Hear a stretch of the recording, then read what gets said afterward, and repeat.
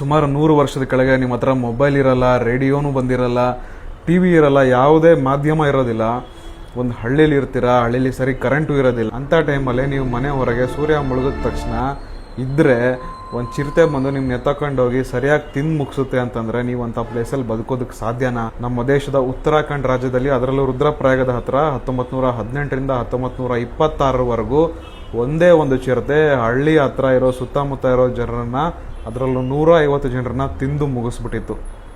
ಅದನ್ನು ಬೇಟೆಯಾಡೋದಕ್ಕೆ ಸಾಧ್ಯವಾಗದೆ ಆ ಚಿರತೆನ ಎಲ್ಲರೂ ದೆವ್ವ, ಪಿಶಾಚಿ ಅಥವಾ ಭೂತ ಇರ್ಬೋದು ಅಂತ ಅಂದ್ಕೊಂಡು ಹೆದರ್ಕೊಂಡು ಪ್ರತಿದಿನ 5 ಗಂಟೆ ಆದ ತಕ್ಷಣ ಮನೆ ಬಾಗಿಲ ಕಳ್ತಿದ್ರು. ಅಂಥ ಸಮಯದಲ್ಲಿ ಚಿಕ್ಕ ವಯಸ್ಸಿಂದ ಇಂಡಿಯಾದಲ್ಲೇ ಬೆಳೆದಿದ್ದ ಒಬ್ಬ ಬ್ರಿಟಿಷ್ ಆಫೀಸರ್ ಜಿಮ್ ಕಾರ್ಬೆಟ್ ಅನ್ನೋರು ಸತತ 6 ವರ್ಷ ಕಷ್ಟಪಟ್ಟು ಆ ಚಿರತೆನ ಹೊಡೆದಾಕಿದ್ರು. ನಾನು ನಿಮಗೆ ಹೇಳ್ತಿರೋದು ಇವಾಗ ಕಟ್ಟು ಕತೆ ಅನಿಸುತ್ತೆ, ಆದರೆ ಇದನ್ನು ಸ್ವತಃ ಜಿಮ್ ಕಾರ್ಬೆಟ್ ಅವರೇ ರೆಕಾರ್ಡ್ ಮಾಡಿ ಬರೆದಿಟ್ಟು ಅದಕ್ಕೆ ಸಾಕ್ಷಿಯಾದ ಸಾವಿರಾರು ಜನ ಇದ್ದಾರೆ. ಇಂಗ್ಲೀಷಲ್ಲಿರೋ ಅವರ ಜರ್ನಲನ್ನು ಕನ್ನಡದಲ್ಲಿ ಪೂರ್ಣಚಂದ್ರ ತೇಜಸ್ವಿ ಅವರು ಟ್ರಾನ್ಸ್ಲೇಟ್ ಮಾಡಿದ್ದಾರೆ.